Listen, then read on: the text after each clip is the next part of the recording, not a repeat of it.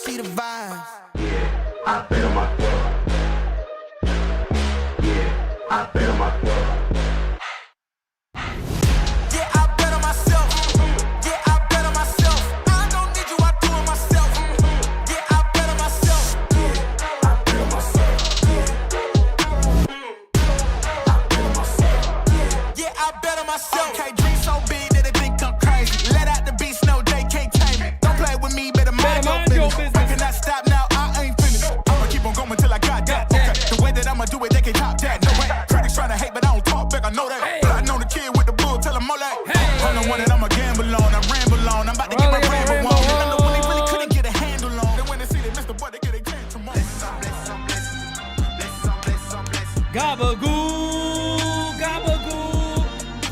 Can we get a gabagool real quick?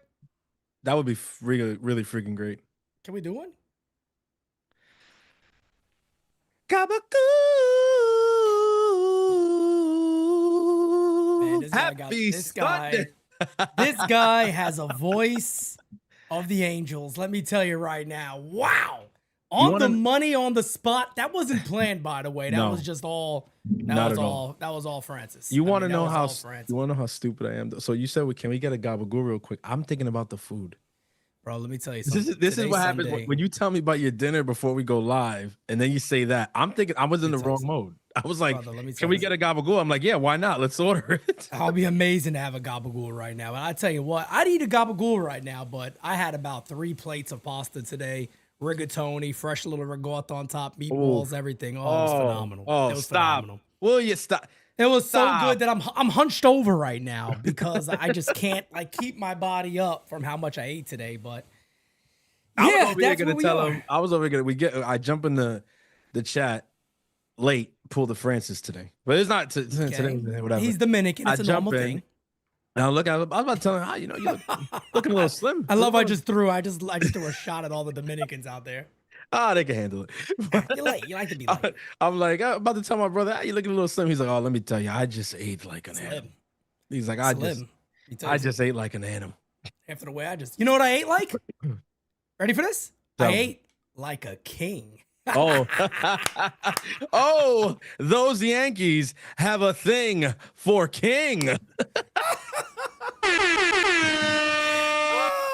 People probably think we're so stupid, but the fact of the matter is we actually talked about that little line right there before the show went on. So yeah, man, look, here we are, folks. Designated Spitters live in full effect. You guys already know the dealio, fam. Prime time. And prime time, baby. Michael King is back. Interest for the New York Yankees. But there's a couple of things I want to talk about with this. First and foremost, here's that news right here. The Red Sox, Yankees, and Orioles, the American League East, are competing for Michael King, and he hopes to make a decision as per the Boston Globe. I think that was actually old Yankee beat writer Peter Abraham who put out that news, and he's been the only person that's kind of talked about this. For a little while, yeah. Right? I don't think there's really been anybody else talking about King coming back, and I do want to throw this out there. Now, look, he's a free agent. He's going to say what he wants, right? Apparently, he is from Massachusetts, and he was like, man, it'll be amazing to play for the Red Sox. It wouldn't shock me. It wouldn't shock me if he prioritized a chance to play with the Red Sox over the Yankees. I mean, I remember it's not far removed from the Yankees discarding him for Juan Soto, and you could tell he didn't feel the best way about that. Whether people can say what they want. Francis is on the side of he wasn't the happiest with that because he made the comment about San Diego winning the trade. That's right. So, that's right. Yeah, he definitely was not. He wasn't the happiest camper. He wasn't too excited about that. But no. Let's jump here. Rocket Man with a super chat. Thank you, brother. Heard Ryan McMahon is spending the offseason training with the Yankees hitting coach. Woo! Yeah, that's gonna help. If he can hit, he'll automatically be the most complete third baseman in MLB. Well, Rocket Man, let's not get too far ahead of ourselves here. A lot of guys have, worked on different things and all that. So again, I think we've actually been very fair to Ryan McMahon here. I don't think any of us have been people that have just absolutely shot down that trade and laughed about it and thought it was a total joke.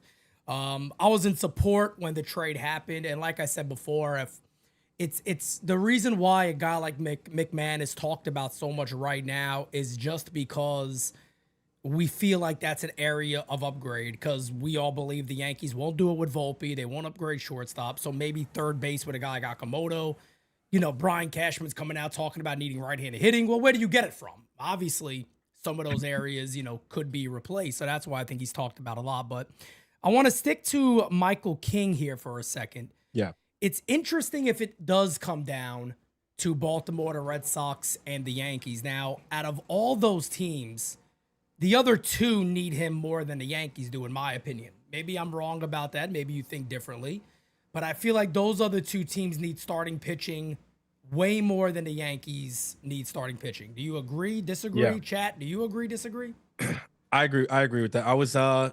I paused really quickly because I was like, well, with the way the Yankees would use him, but your point stands to reason. The other team, it doesn't really matter how each team is planning to use him. It's more so the overall need. And I would vote that Boston has more of a need, and Baltimore for damn sure has more of a need. I think Boston was one I was in between on, but no, yeah, Boston definitely could use that addition to the rotation. I think the Yankees love Michael King because of the versatility. That I don't know if you're Michael King. I don't even like. That's an interesting conversation to have. Like, if one of the reasons why he's not as keen on returning to the Yankees is because he knows they're going to want to utilize him out of the pen at some point, and maybe he doesn't have any interest in going back to the ball. And at this point of your career, at 30 years old, why would you even want to do that when you establish yourself as a solid starting pitcher? Now, don't get me wrong. Michael King's biggest problem is staying on the field. I mean, it was the same thing with the Yankees. Yeah. You know, when Michael King was going off, you were like, yeah, this is a really, really good pitcher. And remember, in 2024, when the deal went down, Michael King was a Cy Young candidate. He was a Cy Young candidate for the Padres. He's that level of talent. We all know who he could be. But last year, again, another problem was staying on the field, being healthy enough to stay out there, grab the ball every single day. And that's why I say, man, I go back to a deal that Toronto made. When I talk about a guy like Dylan Cease, people are like, oh, but you're over. No, it's not about overvaluing. It's about valuing the thing that a lot of people do not value for some reason, is taking the ball. Guys like him take the ball. That's where the value is. Now, if Michael King was a guy that you felt confident would give you a good amount of innings every year, I guarantee you his market would be a whole lot bigger than what it is right now. Yeah. What it's rumored to be right now. Yeah. Well, I don't think availability can be understated. I think it's true what you're saying, and as you said it, I started thinking about it, and I was trying to like play advocate there and see like, okay, so what is it? Why is it that people don't value it as much? And obviously, I think we live in a world where, you know, fans kind of get caught up in like the upside and player ceilings, right? Yeah. So when you look at a Michael King, sometimes you overlook it. You overlook him because like the upside might not be as high as a guy like a Dylan Cease or, you know, those strikeout guys, those really high velo guys. Like you just don't get as excited. But I think there's a part of his game, right, that's lacking. And it's not so much that argument. It's not so much that he doesn't throw as hard as some guys or that he doesn't, you know, have the strikeout stuff like some of these other guys. It's the fact that he can't be out there as many times as some of these other guys. And I think that's one of the biggest reasons why out of the three teams that we're speaking about, Baltimore, Boston, New York, the Yankees may be the best fit because they won't require a lot less of him in that regard. Fair. Whereas if you sign with Boston, if you sign with now again, this is us talking. He definitely ain't gonna see it that way. He's gonna be like, yeah, no. He probably wants to be a top of the rotation type, depend on me type guy. He doesn't want to be you know, utilize me a certain way. I think he probably feels enough that he's established himself around the league where he should be top 2 in a rotation. It's hard not to feel like it's crazy, but it's hard for him not to feel that way when you're 2 years removed. Like we just said, you headlined the return for San Diego in the Juan Soto trade. And then that subsequent season, you were in the conversation for Cy Young for a large part of that year. Like, so yeah, it's kind of tough for you to look to be Michael King and not have that belief in yourself. Also, what kind of freaking professional athlete would he be if he didn't believe in himself? If he'd be like, you know, I'm more of a 4 or 5. You know, I'm just you know what I mean? Like, what if he spoke like if he just spoke about himself like Aaron Boone? You know what I mean? Like if he's just like, you know, I don't know, like he doesn't want to be together with friends. What's that meme? That he's like, oh, I'm just a chill guy. You know what I mean? Like, no, like he has to think that he's a top of the rotation kind of talent. You know what I'm saying? No doubt about it. Yeah. No doubt about it. And, you look at the Yankees rotation with him in there. We'll take a look at it right now, what it could be. If you take a look at this right here. Did y'all see that shit? This guy is something else, man. Francis loves these things. Let me tell you. I appreciate how much he loves This these is my things. favorite shit. This is So all you got I live for this shit. to start the season, of course, you'd have Fried. I think King probably slots in at that number 2. You got Schlittler, Louis Heel, and Will Warren. That doesn't count out that the Yankees could very well go out there and make some deals. They could go out there and still trade one of their young outfielders, a few other guys for another rotation arm. But that is what you're looking at right now for the Yankees to start the year. How is it going to look if they go that route? And I think, the craziest thing is for me is when I think about Michael King, right? I sit back and I say, is this yet again the Yankees trying to be too cute? Is it the Yankees trying to be cheap, dare I say? Because, is anybody giving Michael King a 5 or 6 year deal? I don't think, I can't imagine that. Maybe Baltimore. I could see a team like Baltimore maybe saying, hey, fuck it, we'll go 5. Yeah. But I don't think the Yankees are sitting there saying, hey, we'll bring you back for 5 years. I don't believe the Yankees are doing that. No way. I don't think the Yankees are going that long in terms of a deal. I think, and shit. Now that if you want to start getting into the contract of it all, I think that's kind of where the Yankees end up losing, is that they're not gonna go that far or whatever. But I feel like somebody would, right? Because I don't see the Yankees just handing out a 5-year deal to Michael King, be like, yeah, no problem, let's do it. I don't think that's the case. You said it though. Like, if anybody's gonna do it, I think it probably is Baltimore. I think. And they'd be smart to do it, to be honest. Yeah, I think that's smart for their fan base, for them to make a move like that. Yeah, man. I'm looking at Baltimore this offseason, right? And you just got to there's a lot of excitement around them right now. Pete Alonso there, nice press conference. They haven't had a press conference like that in I don't know how freaking long, bro. I have no idea.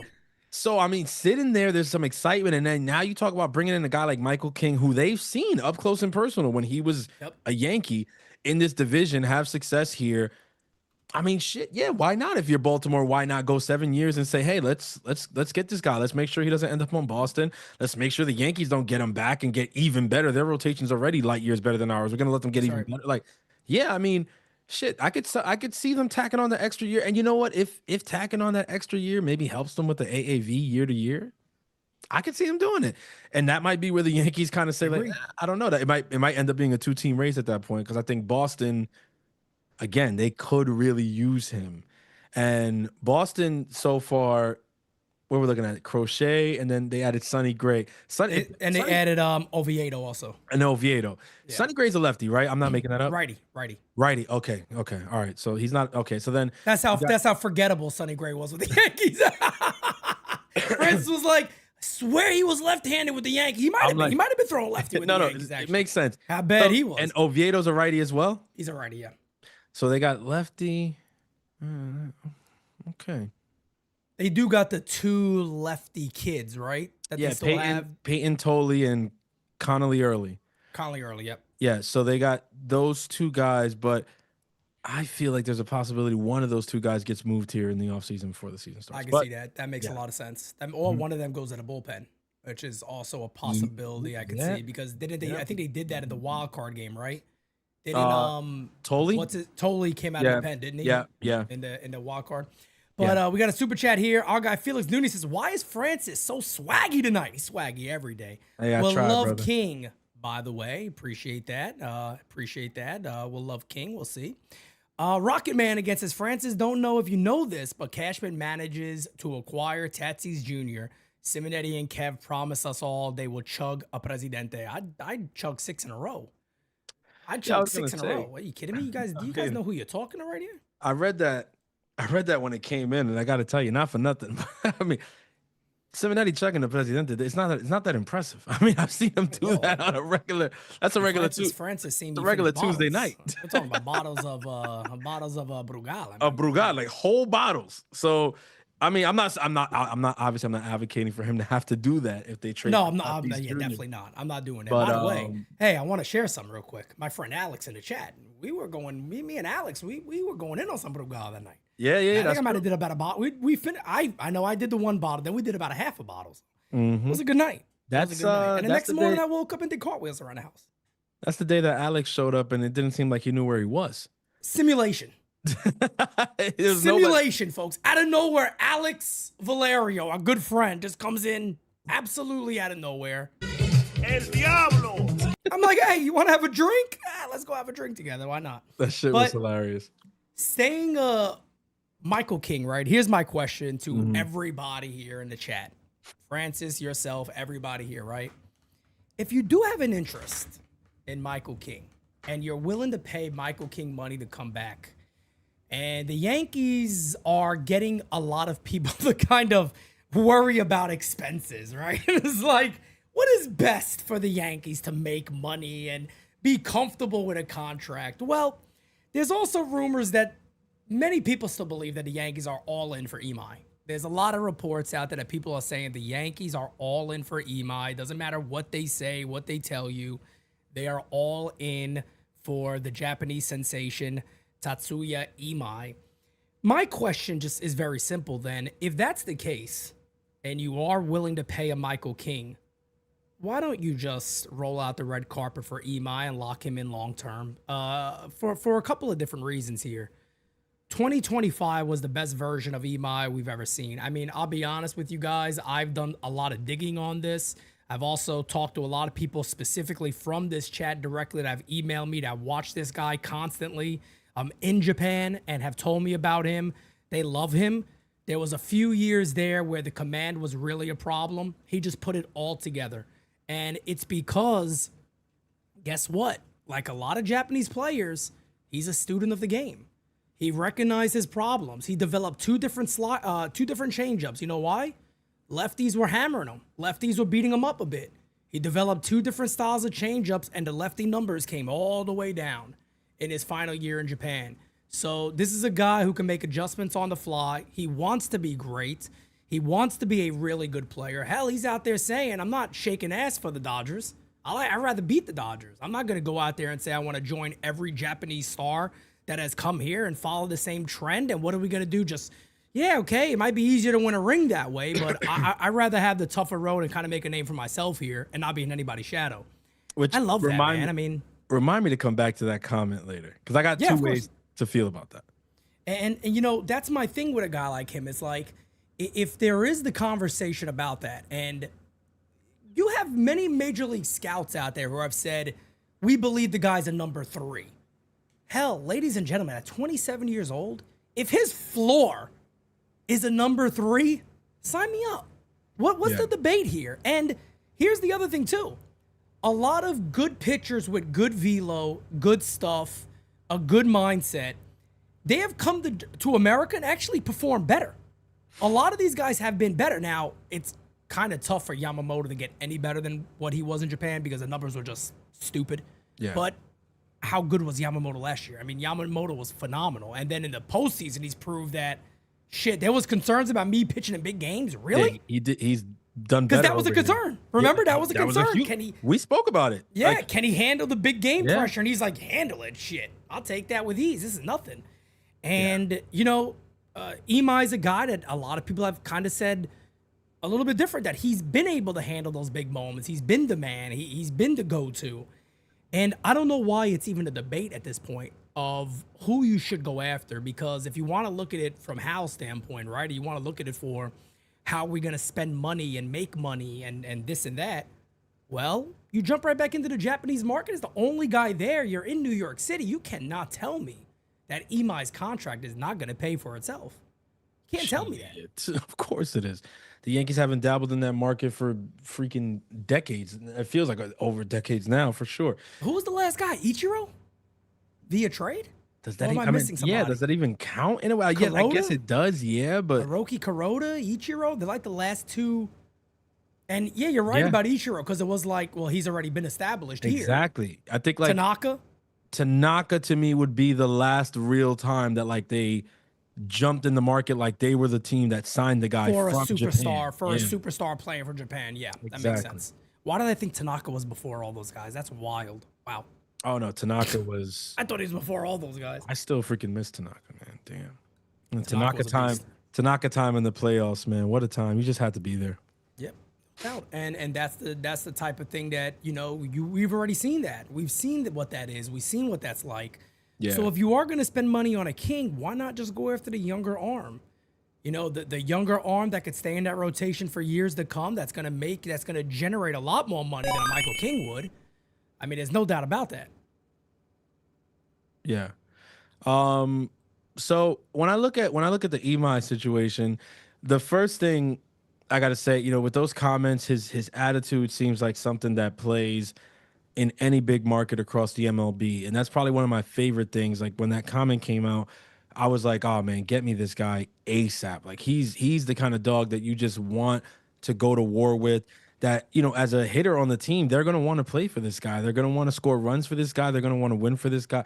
Like he makes all the sense in the world. It's just like you see the guy, you see the stuff, you hear what the scouts have to say, and it's like, oh man, it's like, how do I not fall in love with this player? How do the Yankees not go all in on this guy? I mean, look at what this would look like. I mean, God. The craziest thing about this right here, right, is just to get super excited about when Rodon and Cole come back. Exactly. You've had Cole, Fried, Imai, Rodon, and Cam Schlittler. And then the other guys, you're like, damn, we can move anybody we need to move if we have to. Like, to me, that's the route you go. This makes me feel a whole lot happier. Hell yeah. Hell yeah. I love it because of the versatility that it gives Brian Cashman and the Yankees moving forward across the rest of the offseason. And Lord knows they need the versatility because there's still a lot of places where this team needs to be upgraded. So pitching, I feel like it's something I say all the freaking time. Like, starting pitching is at such a premium in the league in 2025 that when you have arms like the Yankees do, arms like Louis Heel, right, who on All Rise Friday, I made a comment about Louis Heel, and somebody in the chat was like, Louis Heel and his, like, he walks like 4 guys every time. Oh, please. Okay, let's have an honest conversation here. If you as a Yankee fan can't see the value in a Louis Heel, I think you're a part of the problem. Like you said, like you're one of those fans that the people talk about. The Yankees fans are so spoiled and so whatever. This guy Louis Heel throws 100 miles an hour for 6-7 innings. Well, I'll go as far as saying you're just stupid. It's just stupid to sit there and say the guy doesn't have value is bananas. It's nuts. It's absolutely nuts. The strikeout stuff is nuts. Like this, he is a monster, rookie of the year, and a guy who would not shock anybody if he ended up in a Cy Young conversation at any point here in the near future, because he has that kind of stuff. I mean, there were times where we looked at this kid and we're like, look, I mean, raw stuff, pure stuff on the team, there's nobody better. Like there was a time where I was saying, now I'm like, I'm a little in between, but you could still argue it. I mean, yes, Fried and his curveball are there now, and you know, Garrett Cole is coming back, and now Cam Schlittler, his fastball really plays to be one of the better fastballs on the team for sure. But even with all that, like, who's got a deeper bag than Louis Heel in that rotation? And to be able to say, if we sign this guy Imai, we could actually shop a Louis Heel. Do you like? That's a huge chess piece that Brian Cashman and the Yankees need to have, because they don't want to spend. That much is obvious. They ain't trying to spend. So when you ain't trying to spend like that, you got to be able to spend a different type of capital. You got to be able to put the wallet in your back pocket and start dealing from different assets. Well, Imai helps open that up. Facts, no doubt about that. And look, man, at the end of the day, when it comes to the Yankees, is you got to see it. You just got to see it like this. A guy like Louis Heel, would it shock anybody if Louis Heel came back and bounced back and was able to have a very good year? I don't know why that would be surprising to anybody. I mean, you're talking about a guy that won the Rookie of the Year, had some arm issues, tried to bounce back from that last year. I remember before his Rookie of the Year campaign, I was telling everybody, go follow him on IG. Like, he's going to be, I don't know. Look, I was saying, I don't know if he's going to be a starter. I don't know if he fits, if he's going to make it to be a starter to start the year, or he's going to be in the bullpen. Whatever it's going to be, you know, keep your eye on Louis Heel, because he's out there working hard. He looks really, really good. Well, he's doing the same thing this offseason where it's like he's really not even taking time off. He's like, I'm going to work. Like, I'm putting into work right now because I know what I got to do to get right back to where I was and just perform way better. And he's on a mission to do that. So there's a deep pool. And if you remember, if you want to go back to the very beginning of the offseason when, you know, people were saying, well, what would your plan be? And I said, I think Imai could be the best move out of anybody because then it allows you to trade from your starting pitching depth. And you could be smart about that. When Brian Cashman talks about this challenge trade bullshit, I'll just simply say be creative. Just make creative deals. Take from a surplus and move for something else that can make you better. Rocket Man says, you see, I was right when I told you guys last week that the Dodgers want to trade for Skubal. Okay, he was right. We were wrong, I guess. I don't know. Everybody else was wrong. Rocket Man was correct. The Dodgers want Skubal. I mean, how hard is it to be right or wrong on that one, by the way? The Dodgers want to trade for the best pitcher possible. My question, that doesn't shock me. My question there would be, who said that they didn't want? I don't remember. I highly doubt that I ever said that. The only thing that I've seen out there reported is that they're interested. Everybody's interested in Tarek Skubal. The Yankees are interested in Tarek Skubal. The Mets are interested in Tarek. Everybody is. Who wouldn't be? By the way, find me the team that says, I don't want that guy. I would love to know who that team is that's saying, Skubal, I'm good. I don't really like him. I would love to know who that is. The Mets, I think, are going to get somebody big. I don't know who, but I really feel like the Mets are going to make a splash somewhere. I don't know. I don't know who it is or what the move actually is, but I really do believe that the Mets are going to make a big move somewhere. I don't know who, but they got so much pitching, and I think Steve Cohen and David Stearns are up against the wall here to do something big. I don't know what the move is. I don't know, again, if it's Bellinger. I don't know if it's something via trade that nobody's kind of looking at, but I could definitely see the Mets are going to make a impactful move here at some point. My bet, you want to hear my bet on the move, the big move the Mets do? Yeah, let's hear it. Freddie Peralta. I thought you were going to say Ugats. If you said Ugats, I was about to spit my coffee out, bro. If this man said, you know what they're going to do? Yeah, let me hear it. Ugats. Yeah, I'm telling you, I never wished I could go back in time more than I do right now. Because that would have been perfect. I mean, that's a clip right there, and the Mets fans would get so upset about it, whatever. Oh man, you gotta love it. You gotta love it. But no, I could see, I was thinking about that recently here in the recent days, and I was just like, look, I mean, I love Imai, and I think that, David Stearns has a set of eyes on him, so clearly he can see how good Imai is, but they've already dabbled with Senga, and Imai is going to cost a little bit. Is that the route that he goes? So I don't know. It could be. Then I was thinking, I was like, Tarek Skubal. I was like, Skubal's tantalizing, ace, best pitcher in the game, arguably, right? I mean, that would make waves, and but 1 year deal, so you don't know, right? If he's going to return the next year. I mean, you got all the money in the world, so you can make sure he does return, no problem. But I mean, he seems like he really wants to be in Detroit, and the only reason he'd be getting traded here is because that didn't work out. So if he does get traded, he's going to want to test free agency, kind of regardless. So definitely. Then I landed on, I was like, I mean, Freddie Peralta, that's David Stearns' guy, Milwaukee Brewer. That's it. It makes all the sense in the world. The Mets have young, controllable pitching. Freddie Peralta still has some control left. He has shown it, and David Stearns has been there every step of the way. He'd come to New York and absolutely eat this city up. Like, he'd love it here. I think he'd look good in that uniform. I think he would play very well. I think he's a nice way to, he's a nice gem to put on that crown of that rotation. Facts. I was like, the more I thought about it, I was like, shit, I don't know how they haven't done this already. I don't know it's odd, right? It really is odd. Like, surprisingly enough, it seems like the Mets just have not done more than I even think they could have. And Polanco was a good move. I like Polanco. Polanco's $20 million. Yeah, $20 million a year. I could see where some people's like, well, damn, they may have overpaid a little bit, but you gotta remember, but Polanco could hit. Polanco could hit. Forget about anything else. That dude could hit the baseball. You know that for a fact. I know a team paying a guy $22 million a year. And he's not Jorge Polanco. You know what I'm saying? I'm just saying. I'm not trying to, you know what I mean? I've beaten that dead horse. That horse is dead, buried. He's 6 feet under. But the stick is still in my hand. I could beat it a little more if you want. It was just a fucking horse, Tony. It was a horse. I don't want to do it. It was a horse. You just put the horse and horse together. It was a horse. Listen, that's what we got playing center field right now. A horse. But I wish we might need Ralph Cifaretto out there in left field for the Yankees at third base.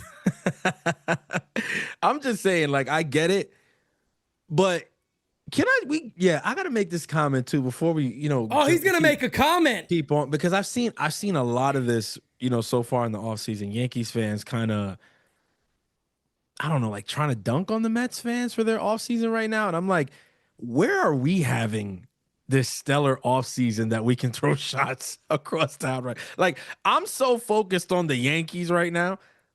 I don't got time to throw shots at Queen. Like, bro, we are in trouble right now. Like, do people realize that they don't? The Yankees no are player like in big trouble right now? The thing that drives me nuts about this offseason so far is everybody believing that any other player sucks.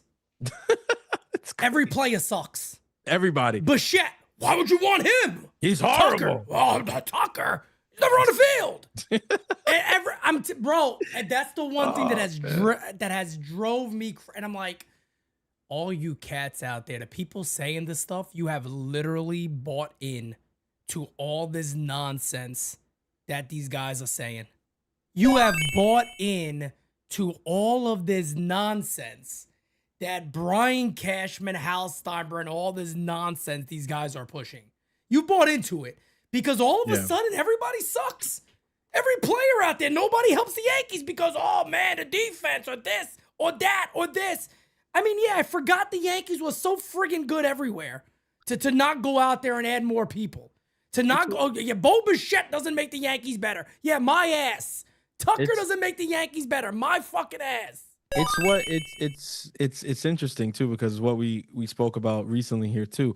A lot of fans just have this, I don't know, like this knack for, they just want to sound smarter than they actually are. They want to sound like they know more about the game of baseball than they actually do. And so they just regurgitate narratives that come out from the organization. And the more that they speak as if they're in lockstep with Brian Cashman and Michael Fishman and all these people, they feel like they sound and look smart. And because, that'll get you a cult following of other people who know little to nothing about the game. Then you start to feel like, well, I must be right because all these people agree with me. Well, you know how many people agree with stupidity? It's a lot. The numbers will shock you. Okay. Now, there's that part of it, and then there's the other part of it. My brother commented earlier in tonight's episode, and he's like, he's saying, what happened to the team I love? Because then you got the other fans that are like counting Hal Steinbrenner's money. They're like, oh no, we can't afford that. Come on, guys, that's too much. You got to be realistic. That's too much money. It's like, bro, do y'all realize this guy's a billionaire? Like, I get it. Like, if you can't quantify or understand the amount of money, but like, sitting here making excuses for a billionaire not to spend money, that is surely a choice. And a billionaire that is the owner of the New York Yankees, who generate the most revenue at anybody. But then you got to talk about the expenses. So take it easy there. You got to talk about the expenses.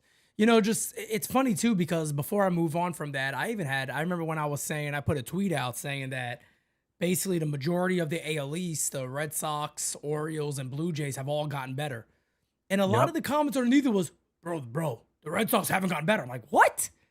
What do you mean the Red Sox? Oh, Sonny Gray. Who cares? The Red Sox had a problem with starting pitchers getting the baseball and getting on the mound and giving them innings. They got a guy that gives you innings in Sonny Gray. They got a guy in Oviedo who actually has pretty damn good potential. They've gotten better. This idea that no, they haven't. Are you out your mind? Well, because Sonny Gray wasn't good here, he sucked everywhere. Sonny Gray's been a very good pitcher. And at the end of the day, is Sonny Gray going to be a guy that pitches to a 3.01 ERA? No, probably not. Could he pitch to a 4 ERA in the East? Probably so. That's probably what it will be at. Can he take the ball almost every day? Yes. He's been fairly consistent here over the last couple of years. And they're getting some consistency and stability into their rotation for a team that should be pretty damn good offensively. I would say that's them improving. People don't realize, though, either, that when you make that comment, right, they put it in the context of, well, like, would this player have made the Yankees better? Well, that's not what Pete's tweet said. Exactly. No. He said the Red Sox got better. Baltimore got better. Like, these are teams getting better. Like, okay, would Sonny Gray have improved the Yankees? Probably not as much as he just improved the Red Sox. You understand? Bingo. It's Stop not looking about at it through a Yankee lens. It's not but that's about the problem, is that there's so many fans out there, and it's like, guys, like, we support the shit out of y'all. We say all the time, yo, fan how you want to fan. Don't let anybody tell you how to fan, all right? but also have that self-awareness, right? If you know that you're just Yankee boy and you only watch the Yankees and you only follow the Yankees and you only care about and that's it. You're not watching the other teams. You're not whatever. Okay, cool. Well, then take our word for it when we say shit like the Red Sox got better, because maybe you just don't know the situation of the Red Sox and you're saying, I mean, how could Sonny Gray possibly make this team better? Yeah, he did. He did. No Baltimore no got better. Okay. That's right. The Oviedo deal for Boston, that was really good. Like, you know what I'm saying? These teams are getting better and the Yankees are not. The Yankees are considering we just run it back and see what happens. And we'll see how that goes. DJ Stelio says, I bet when Francis looks at crackle nuts in those glasses, he sees a walking pumpkin. Oh my God. Them orange ass lens. Lord have mercy. What's up, Pete and Chico? What's up, chat? Hope everyone is having a great holiday season. Much love. Lord have mercy. Poor crackle nuts taking strays out of nowhere. Swingman Lou. King is from Massachusetts. Born in NY. His family all in Mass. Okay. Appreciate that, brother. Thank you. We'll see where he actually ends up signing and going from there. David Miser, my guy, says, I want Tucker, but wondering what his market really is. Not heard much, and even Toronto was rumored at $400 million if it reaches that high. Yeah, man, there hasn't really been the markets out there, like the guaranteed market of what this guy is. That's why, when the King stuff broke today, I'm like, all right, that's interesting, because there really hasn't been anything saying, well, here's the teams involved and these could be finalists. For Imai, when you're going to know if there's a finalist is apparently the real teams that he could sign with, he will meet with.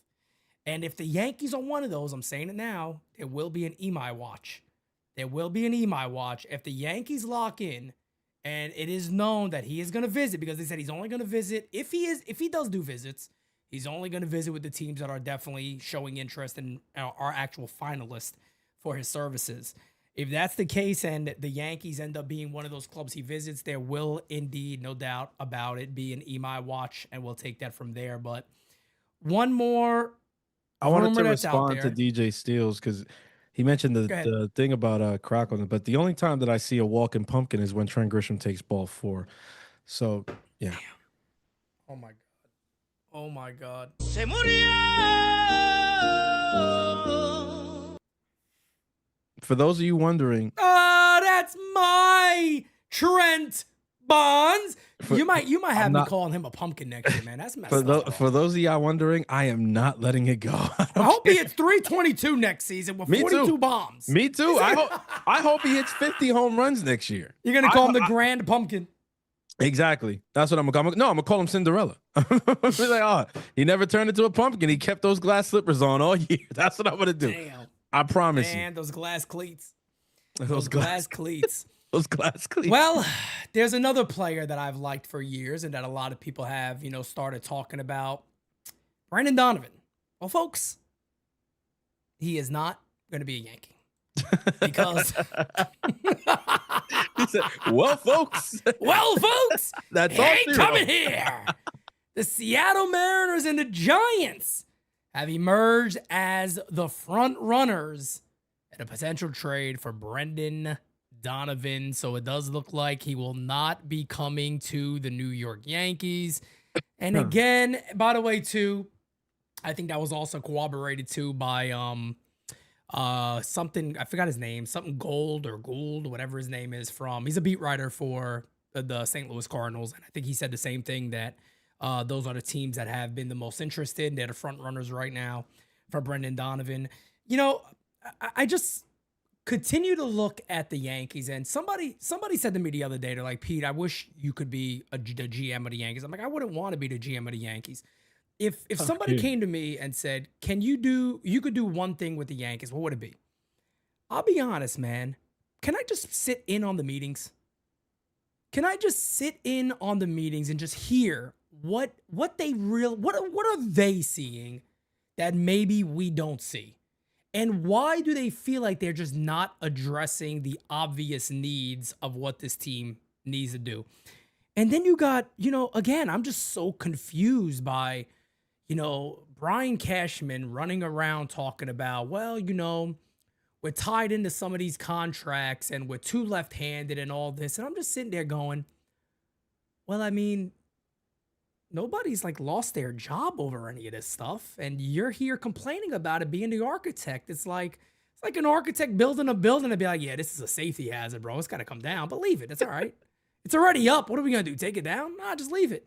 Yeah, but it's a safety hazard. Like, this thing is built improper. It don't matter. Leave it. Like, there's a lot of safety hazards in the lineup right now. That's what I'm saying. I'm like, what is the conversations like in the offseason? What does that look like in reality? Because this is the same guy in Brian Cashman that also shot down the idea basically of putting the ball in play more. Well, the team that typically homers the most, they went, okay, cute. But it hasn't worked for us. No, It hasn't worked at all for us. So don't you adjust? Or is this process that doesn't determine if you keep your job or not, which Brian Cashman actually said that came out of his own mouth? It came out of his own mouth. Well, your job security is not determined on win-losses as long as you're following the process. But again, isn't the end game of this process we had to assume is to win the World Series? Everything you guys have done so far has not worked. And the 1 year, again, I'm going to keep talking about this shit, that you found the wheel that worked, you let Soto go to the Mets, and on top of that, now you got guys like Tucker available, and you're sitting back going, well, he's a backup. I mean, what are you gonna do? This is the stuff that kind of makes you want to rip your hair out, and it's why we get looked at a lot of times the way that we do, because they're like, oh, you guys are this, you're negative, you're whatever. But it's like, I mean, what do you want us to do? You want us to look at a pile of shit and tell you that there's gold in the middle of it? It's hard. We're not going to do that. I mean, it just isn't. It's not who we are. It's not who we are. Now, I look at the Donovan stuff. There's a couple ways to look at it. Another left-handed bat in a lineup that's relatively left-handed already. Here's why that isn't a reason for me to kind of sign off on walking away from that deal. The Yankees could move some of the current lefties they have to get a better left-handed bat in that lineup. You understand? Like, adding this would be nice. Exactly. If we have lefties in the lineup, but some of those lefties are Austin Wells, Ryan McMahon. That's the lefties we're talking about. Trent Grisham. Those are the lefties that we're bringing up. Like, not the one that we're looking at right here on the screen. This is a different version of that. I mean, if you're able to get him, then yeah, you move on from a Ryan McMahon, and then you try to get right-handed elsewhere. But clearly the Yankees, that's not waters that they're playing in. It makes sense to me when these two teams are announced, the Giants and Seattle. I think that Seattle has to kind of be the more aggressive team here, because it explains to me why they were so comfortable letting Jorge Polanco walk to the Mets, because they probably have a pretty good beat on the Brendan Donovan stuff. And I think if you are Seattle, it's like, look, love Jorge Polanco, love what he just did for us in the postseason. If we can get Brendan Donovan, though, now we're cooking with grease. So I think I would have to say that Seattle is the team that makes the most sense for Brendan Donovan. And if they get Brendan Donovan, I mean, it's going to be really good for them. I'm telling you, really good. Facts.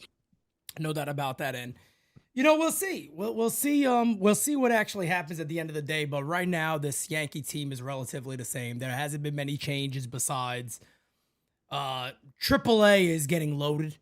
I mean, AAA, forget about it. I mean, I know people that are big AAA fans. Hey, look, man, I'll tell you this: you guys are winning it all this year. And you're gonna have a great season. I'm like, all right, cool.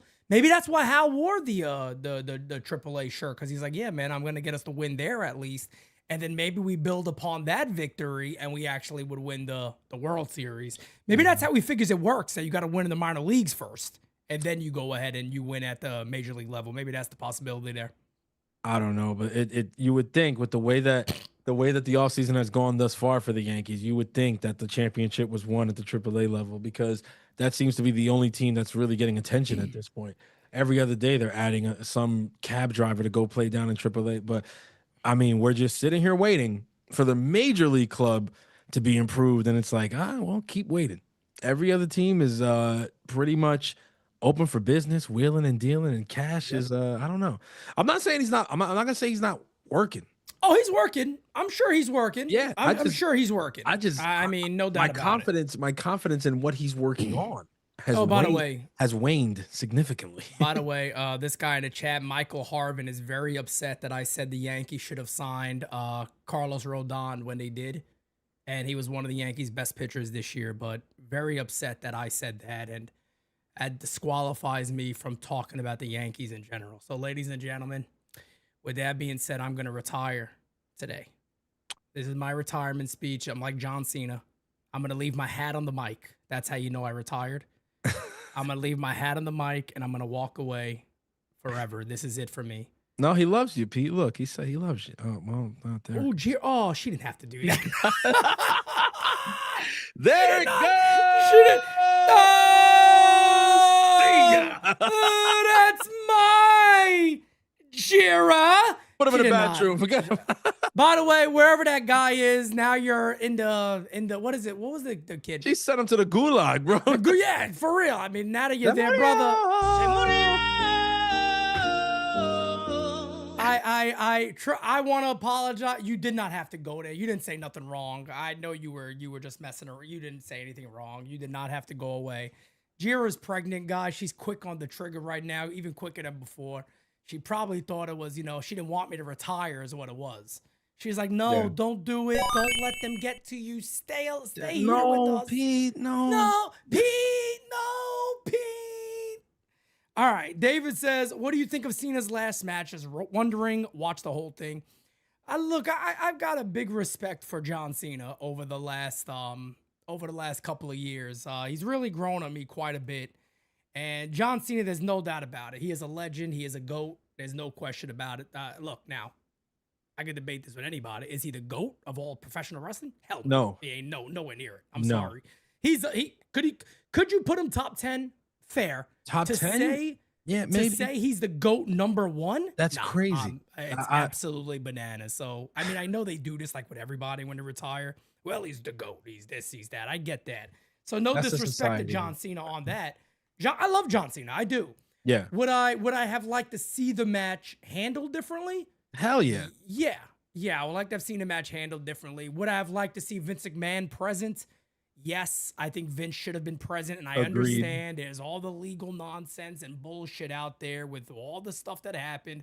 But I also have a very hard time acting like this guy did not make the majority of our childhoods. And when you got wrestlers like John Cena basically saying he's like a father to me, Undertaker, he's like a father to me. I wouldn't be here without this guy. I have nothing but respect for him. John Cena just the other day talked about how great he was. Like, Vince McMahon should have never left.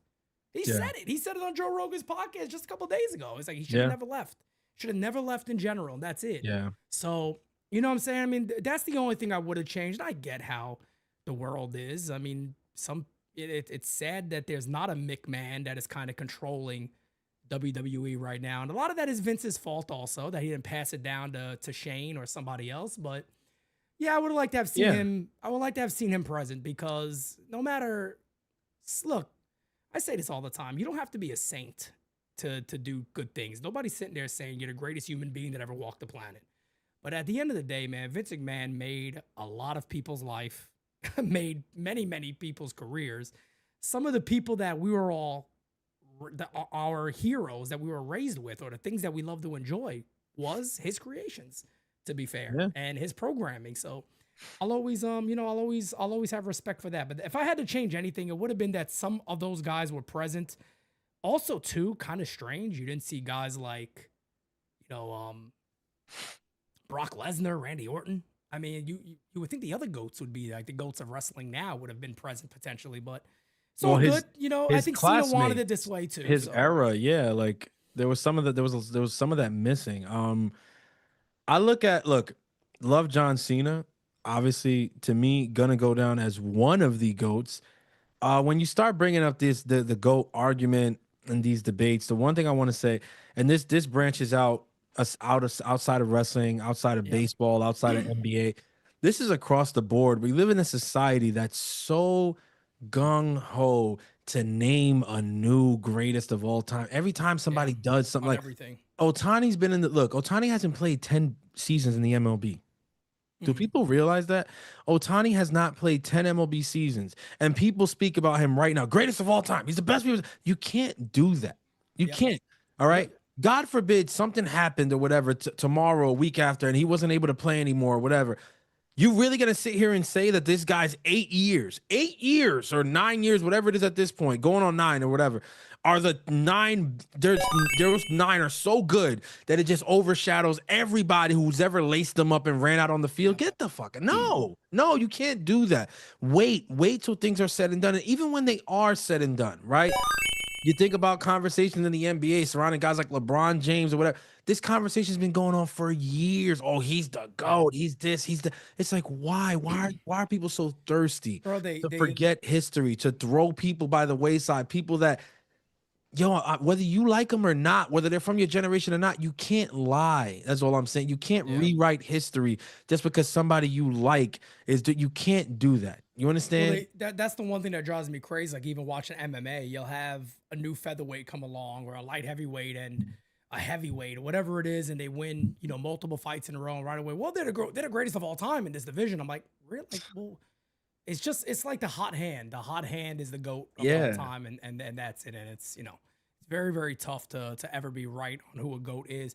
I think Johnny Riv said in the chat, to me, if you want to talk about somebody who is legitimately a GOAT of anything, I think John Jones is very tough to beat. John Jones and say he's not the GOAT of MMA. I mean, you want to say Khabib too, but John's career is way longer than Khabib's ever was. So exactly, and the competition that he faced, no disrespect to any of those guys, they beat the best they had to face. So Frank Quotez, Smooth Operator says, Pete Francis, great pod as always. Gut feeling to me, the Yankees probably get Bellinger and a serviceable starter. What are your guys' gut feelings? That would not shock me. I think I'll sit there and say with you, wouldn't be shocked by that at all. And if the Yankees do that, look, we've kind of been on this for a little while here, and we've talked about that situation, right? If the Yankees kind of just run it back with who they had before. It's very simple to say, look, you're depending on everybody being better than they were last year. And that's tough. You got guys that had, Grisham had a career year. You got Cody Bellinger, who, do you expect him to keep being that type of player? I don't know. Judge is a year older. I think Judge is actually one of the guys that's actually fine and is going to be okay. But I'm just like, out of all of the players you'll have back, you need Fried to have the same type of year. You need Cole to come back and be really good. You need Rodon to be the same guy he was to come back from injury and be really good. You need somebody else to step up again. And again, what are you going to get from Cam? Is he going to be the same guy? It's a lot to ask for. It's a lot. It's a lot. It really is a lot to kind of hang your hat on. And I think, again, this is kind of why I said it on Friday. These people in the know, these baseball insiders, a lot of people, and us included, have a really tough time believing that the Yankees are really going to hang their hat on, they're going to replicate what they did in 2025, and some of them are going to be even better. It's like, you can't know as much baseball as people claim to know and actually believe that. That's just not the way the game goes, unfortunately. It just doesn't. I agree 100%. Frank Quotez says, hey guys, I heard from another podcast that Cashman is planning to trade Jazz, Elmer, Spencer, and Louis Heel for Skubal. Can this be possible? Anything is possible, my friend, but I highly, highly, highly doubt that. There's no way in hell. Jazz, Elmer, Spencer, and Louis. No, they're giving up more than they give for Soto, if that's the case. They're giving up a lot of top guys, and there's no way in hell that Brian Cashman even considers doing that. David says, I don't go by all-time GOATs. I go by eras. Was he the best in the era? That's fair. And I think that's a very fair way to look at it. During his time, was he the best? Yeah, I think that's fine. True North says Francis is the GOATs. Look at that. See, that's Toronto. An argument I can get behind. You know why he said that? I'm going to look. I don't want to hurt anybody's feelings. No. I know where that's coming from. Because you're best friends with Vladdy, and he's a Toronto fan. That's what it is. I get it. That's exactly what it is. And Vladdy he's my guy. He's my guy. He's his best friend. Love him. San Gregorio, stand up. What are you gonna do? Rocket Man says people on X are saying right now that Bellinger is closing in on a 5-year. Okay, Rocket Man, you've done this a lot, brother. I love you, Rocket Man, but you find like the most random ass psychopathic account that comes out of nowhere. His name's like, instead of Buster Olney, it's Buster Old Knees. And he's like, I'm going to go ahead and busted old knees. Busted old knees is busted reporting. old knees. is saying it's a 5-year deal, ready to go. That's it, locked in. But would it shock me if he actually did sign a 5-year deal? No, it wouldn't shock me at all. I don't even know how I would react to that. Like, that's the craziest thing, man. If the Yankees sign him for $185, Pete Simonetti's probably pretty happy. I think I would be happy, but I think the only other problem that I'll have with all that is, you know, who else is out there? Like, what do the other guys end up getting? Like, were they really just riding with this dude? Like, you're going to have Bellinger again. Bellinger would then take over left field, and it opens up trade possibilities. We know that Dominguez and Jones, both of those guys, if not either one of those guys, could easily be traded. And then this is, you know, that would be your club right there, what we're looking at on and I just don't know, man. I really don't know. You know what I mean? Like, I want to be excited about, and I really do, man. I just can't be excited about running back the same offense. And somebody made a good point to me. Let me just throw this out there, Francis, before you comment on, you know, Bellinger returning. Because I think this is actually a fairly good point. I want you to comment on both of these things, Bellinger and this comment here. Mm-hmm. Somebody said, Pete, you know, you've been saying, right? He's like, rightfully so. You've been saying that the Yankees need to upgrade at shortstop. A lot. You've been saying that a lot and a lot and a lot. And he goes, but what if Caballero is an upgrade? What if Caballero plays really good baseball? And I'm sitting there going, you're not wrong. You're not wrong. Yeah, I had this debate when I was live the other day when, you know, Aaron Boone did say it. I'm not making excuses for Aaron. I'm not making up some bullshit here. Aaron Boone's on record to be like, he's never really been an everyday guy, which to me is bullshit. Because what makes Anthony Volpe an everyday guy? The Yankees say he is? Because the Yankees say he's an everyday guy? So at the end of the day, Caballero is an upgrade. I mean, the guy stole 49 bases last year. What's to stop him from doing 60? What's to stop him from playing? I think he had like a shit. Let me look it up real quick. I think his on base percentage with the Yankees last year was like 370. The dude was bananas for the Yankees. He had like an 8-something OPS. Why can't he be a starter? He look. So it's funny that you got that comment because 372. Look at that. So the other day I was in the office and he's in the office. Somebody came by and is one of the guys. He's a fan of the channel, and we talk Yankees whenever he comes by, and he says, he's like, do you remember? He reminded me of something I said during the season. Apparently, now I don't remember saying this, but if you fans are way better at remembering a lot of the shit that we say. He's like, but don't you remember when you said during the season, like, if you put these same two shortstops on the other team, who's gonna start Volpe over this guy? I was like, I don't remember saying that, but it does sound like something I would say. It does sound like somewhere like I was like, yeah, I think I would say that. I think Pete would agree with that. He's like, no, yeah, but you said it. He's like, think about it. He's like, so we're going into the year and like that's kind of what we're gonna have, right? Like it seems like there's gonna be like fair competition for once. I was like, I don't know about all that. I mean, you sound a little more optimistic than I currently feel about that. But yeah, this person was like, no, but it feels like they're gonna actually have a shot. And he's like, it's based off of what you said, like if Caballero goes out there and does Caballero things, isn't Volpe gonna have a hard time getting that job back? I was like, I don't think so. Like, I'm sorry.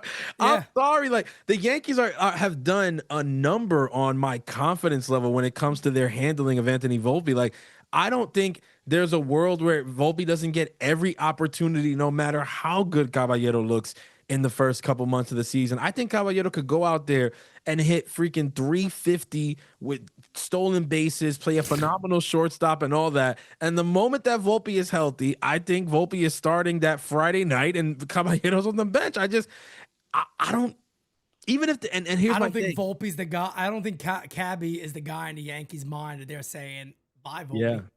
Yeah, I don't think. I mean, here's the thing, right? Here's the thing. Ballsack Sports is wild, by the way. The reason that I feel that way too is a point that's been brought up, a lot throughout the season. Look at how invested the Yankees have been. I mean, and pushing this guy, helping him to get these sponsorship deals, putting him at the forefront. I mean, every piece of Yankee propaganda, Yankee promotion and stuff like that. Volpe's at the forefront. He's always there. It's always Aaron Judge, Garrett Cole, Anthony Volpe. It's like Volpe. I mean, they're shoving this guy down our freaking throats like he's freaking I don't know what. And you look at him play, and it's like, this is the guy. This is the one on the posters. This is the one on the billboard. And it's like, yeah, that's him. You know what I'm saying? So it's hard for Francis Lee to sit here and tell you, like, no, I think if Cabby does it, you know what? No, I don't. Now, to the comment that was made to you, I 1000% agree, right? If Caballero goes out there, right, and is playing every day, isn't that automatically, just by definition, an upgrade over Anthony Volpe? Yes, the fuck it is. Yes, it is. No doubt It about 1000% is. And I really, really enjoy that fact that I can look forward to a start of the season that doesn't involve Anthony Volpe. All right. I know that doesn't sound the best. I don't have anything personal against Anthony Volpe. He seems like a good kid. You know what I mean? Yeah, of course. And he's been through a lot in his first 3 seasons as a Yankee, whatever. He's been through a lot. I get it. But I got to be real with y'all. I am kind of looking forward to starting the season with a different name at shortstop. I am. And if that is Caballero, because they don't go for another guy and make any other moves there or whatever, fine. I do think by definition that is an upgrade. I do. I do. No doubt. What was the other thing? How does that make just Bellinger, like having the same team back out there? I mean, I don't know how that makes this club that much better though when the teams around them have greatly improved. And again, I mean, look, that's a lot also, of times that's also true. Two things can be true. And I guess it's also fair to say if we're gonna, the Red Sox can say, well, we're getting Roman Anthony back. That's a major upgrade already, which is fair game. And if you're talking about it for, the side of the Yankees, we're getting Garrett Cole back. That's huge too. Yeah. That's a big move itself. So yeah, I mean, this is where we are right now as fans, man. Where we're literally we're all sitting around with our balls in our hand, just waiting. Really just sitting around, just waiting to see what the Yankees are going to do at the end of the day. Because right now, it's what's the new rumor today? Somebody said that a New York interest. They're interested in everybody. I mean, that's what they are right now. Yeah. There's interest here. There's interest there. And again, I just want to, put this. The only. I mean, I'm interested in a lot of things too. Like I'm interested in Sofia Vergara. I don't see her walking through my door tonight, though. Like, you know what I'm saying? Agreed. No doubt about it. There's a lot of things that many people are interested in. I mean, I'm interested in many things myself.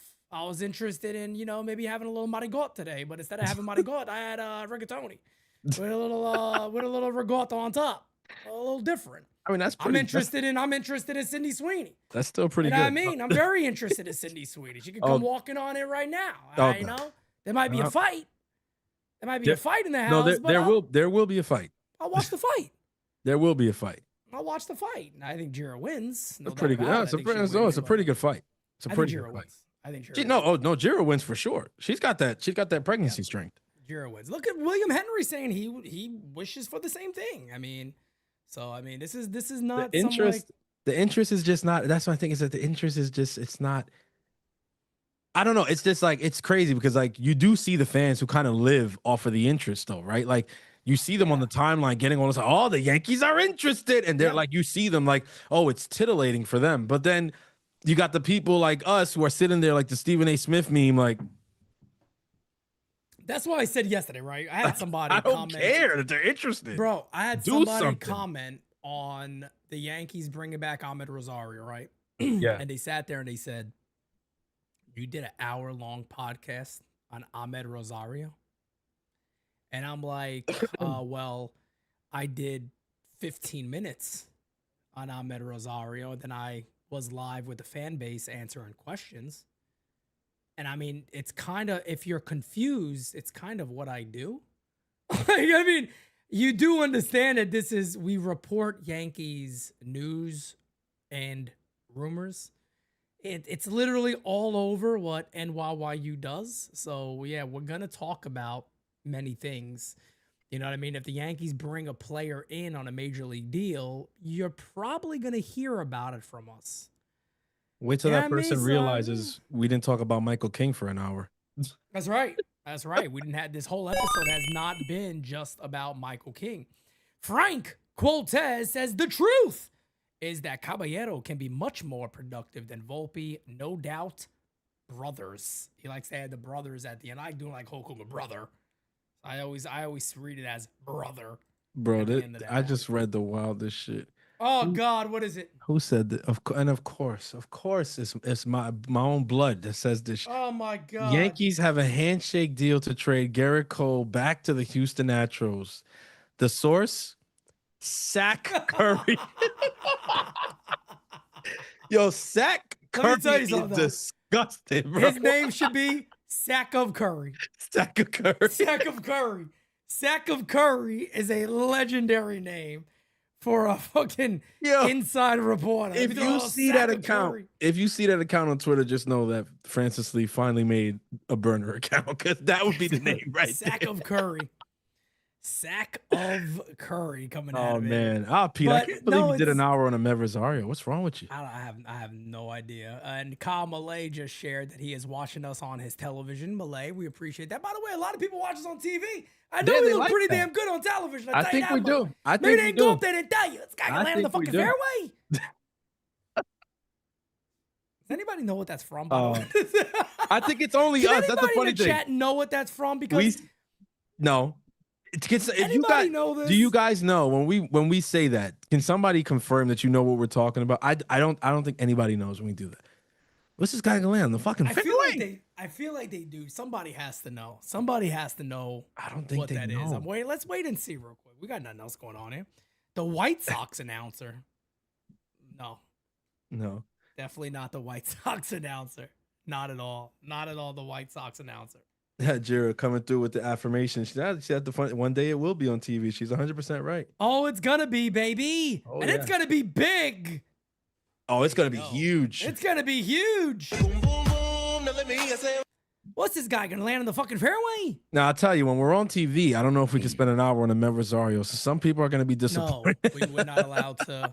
Can't do it. Never gonna happen. We're not gonna do that. But guys, we're gonna wrap up the show with that. I want to see if anybody has any idea what it is. And there we go. Everybody, come on, tag us if you're watching us on TV. Take a picture and tag us, damn it. Yeah, we love that. Carey? No, not Harry Carey. Not Harry Carey. Matter of fact, I'm gonna make you guys homework. Come back and let us know. Find out. Don't give nothing away. The quote is, what is this guy gonna land on the fucking fairway? Like, because somebody said repeat it again. So I repeated it again. I repeated it the right way, not the way it's actually said on the piece of content that me and Pete are referring to. I tell you what. And let me tell you. And let me Bless the fish. Appreciate you, man. Can you go if you got a Twitter account? Tag he us on got Twitter, it. Man. Okay, so Who got it? He's got it, but he doesn't have it at the same time. Yes, agreed. Emmanuel Ortiz, you have it, but that's where it originates from. But when we say it, it's from something else. So it's taken from there and it's put into something else. We've actually shared this many times, like for sure. Actually, matter of fact, we shared it on a story on Instagram before. Yeah, Jira did a video. We did a video on IG of where we get this from. We got something wrong with us. This is why you got to follow the IG, and Jira just put it in the chat because that's where you get all the answer into the lore of NYY Underground. Like these are things you have to know. If you guys are watching us on TV, tag us on IG also on your story. Put it in there, throw it in the story, throw it in. But shouts out to Emmanuel because we share it out. We share it out all the time. Shouts out to Emmanuel because you definitely are closer than anybody else has come. Yeah, for sure. There's GOAT status in the chat right there. I love it. For sure. Pete Francis, name a Yankee trade or sign that comes next, and you have to choose different people. That's a good one. I like that. Okay. Do we make this easy, or do we really kind of go out there, or do we just? I'm gonna go depending on where you go. Will determine where I go. So let's say neither one of us can say Bellinger. I think that's good. I feel like that's the obvious. I'm gonna be a sucker, man. I'm just gonna be a sucker. Let me stop. Hey yo, I'm gonna say Tatsuya Imai. Oh, I'm gonna go Imai. Oh, Tatsuya. Okay. I just woke up the whole neighborhood. I just want y'all to people are sleeping at this time over here. I just want you to take a quick second and think about it. You hear this man right on the screen. like this man is about to have a newborn in his home. Tatsuya! Can you imagine like a newborn just like sleeping, and then the mom also who there, and this guy Tatsuya at the top of his lungs. He's not changing, people. And you know how I know that? Cause I didn't change. Damn it! I ain't changing. I haven't changed for 2 of them. I'm not changing for another. Look at Gerald. I literally told him. Hey, Gerald. She did. She yelled at me the other day. She yelled at me for real. She yelled at me. It's hard though, because it's like those things are like muscle reactionary that you just do. That's gonna be if the Yankees sign Imai, his first words are gonna be Tatsuya. You imagine? You're like, he's like that, and the doctor. I think he's trying to say that. He's like, no, doc, wait, Tatsuya.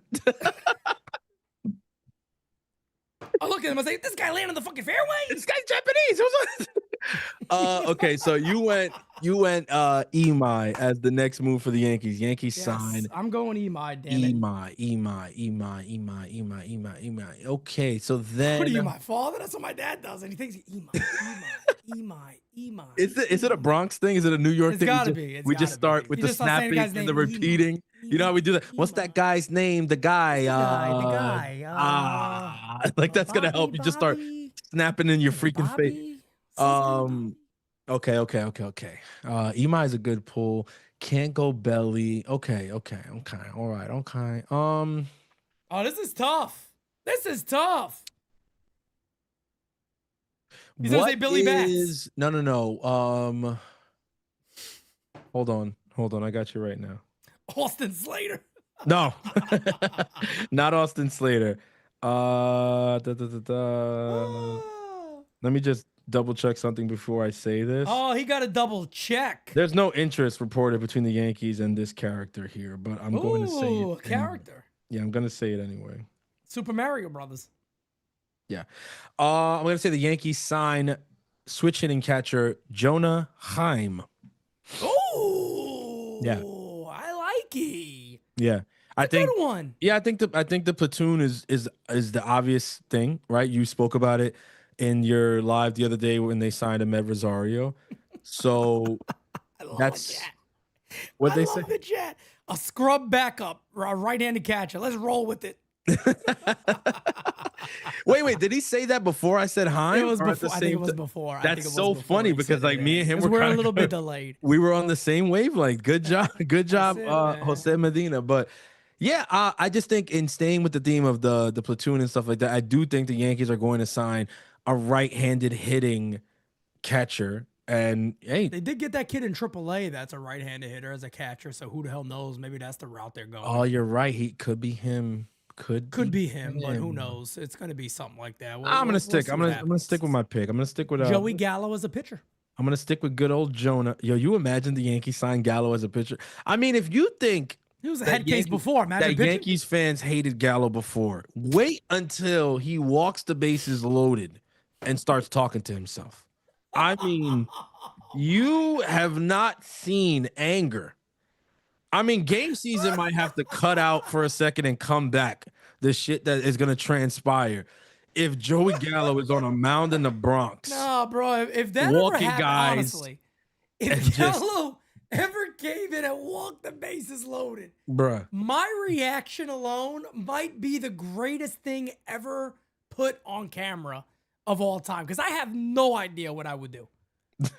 I have no idea what would actually happen. And you know he's walking the bases loaded. Like, you know it's going to happen. It's going to be his thing. He just comes and he walks bases loaded, and then, he does what he does after that. No, I mean, no disrespect to Gallo, but I think he's going to make Devin Williams look like prime Mariano. Joey, they said in the chat, Joey Gallo must finish the story.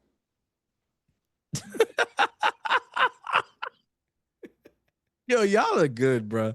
Y'all are good. I tell you what, there is nothing like the NYU community, man. Nothing like it. Top of the line. He has to finish a story. It's true, but not in the Bronx. I think that chapter's done. I think. Mach, I'm with you, man. Joey Gallo legitimately was done. That dude, he was cooked as a Yankee, man. It was like this guy didn't know what to do, man. Yeah, no, I felt bad for him too. It got bad, but I mean, and the reason a lot of times you won't hear me saying I feel bad for a player. The reason why Gallo is different is because a lot of what was spoken about, like you knew this, right? There was supposed to be homework done. It wasn't done. And the guy comes here and the obvious struggles happen and you put him in this situation. And then your owner comes out and says, it's a player's problem. It's like, I mean, you traded for the guy. Like, what are you talking about here? Like, what is this for real? Like, this is what we're doing. So yeah, I definitely felt bad for him because, dude, if we're honest, he should never have been a Yankee. No, definitely not. Frank Quote says, guys, if the Yankees sign Imai and Tucker, we're on the road to the World Series. I agree with that. 100%. And then Hirsch, the king of the one-liner, says Gallo would be a hit at Umberto's. And if you know what he's talking about there, crazy Joe Gallo was whacked at Umberto's back in the day. Yeah, that was a very, very good one-liner. But it's one of those, if you know, you know. Hirsch. Yeah. That's Hirsch for you, man. That's what Hirsch is, and that's what it is. But ladies and gentlemen, we're going to wrap this on up right here, right now. This is going to be it. Another amazing episode of DS in the books. And like I said, guys, remember, if there's any type of, news that breaks, news that comes out, anything like that, remember, we got you guys covered. Tomorrow, there will not be an All Rise. I'll be busy in the morning tomorrow. I'm planning All Rises on Wednesday and Friday of this coming week. Or matter of fact, hold on a second. I'm trying to think. Friday. I'm still good for Friday. We do have an appointment on Friday that I have to go to. So Wednesday and Friday this week, we will have All Rises. That's good to go. And yeah, man, I think that's really it. That's it. That's all I got today. I'll keep you guys updated. And like I said, any breaking news, I'll be live for it. Don't worry about it. We got you. Yeah, I mean, hopefully they sign Jonah Heim and Pete can do an hour on Jonah Heim. I might do 2. Honestly, with him, I might give you 2 hours. I mean, he's a switch hitter, so you got to do 1 hour for the lefty, 1 hour for the righty. You got to, that makes 30 minutes for catching. Ton of sense. I mean, could you ever imagine if they actually did something big? You have to be live all day. I mean, I might have to do a 24-hour stream myself. Ladies and gentlemen, love you guys. Thank you guys for tuning in as always. This is by far the best community in all of sports podcasting. Oh, you bet your ass it is. What anybody out there is saying or doing, they ain't saying or doing it the way that we do it here at the U. Okay? So do me a favor, okay? If you haven't already, hit the like button. We've been live a little over an hour, almost an hour and a half. Smack that like. It helps. You guys know the deal. Do that. If you're not subscribed already, what are you waiting for? You're going to miss out on this throughout the season? I mean, come on. Don't do that. So subscribe. Tell a friend to tell a friend to tell their grandmother that NYYU is the place to be. Follow us on IG. That is where you get all the content that we do all here. Of it. Plus some behind the scenes stuff, some lifestyle stuff. You get it all on the Instagram, okay? And you definitely get where we say some of the shit that we say on the show there. It definitely comes up there. So you do not want to miss that.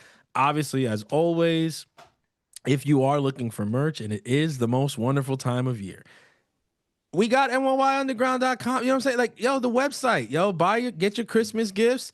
We still got stuff up there. We got it all. Look at that. Look, isn't it pretty? Look at it. I got hats available, man. If you want to give somebody a brand new hat, they're available. Nice custom hats, different. Not everybody's gonna have it.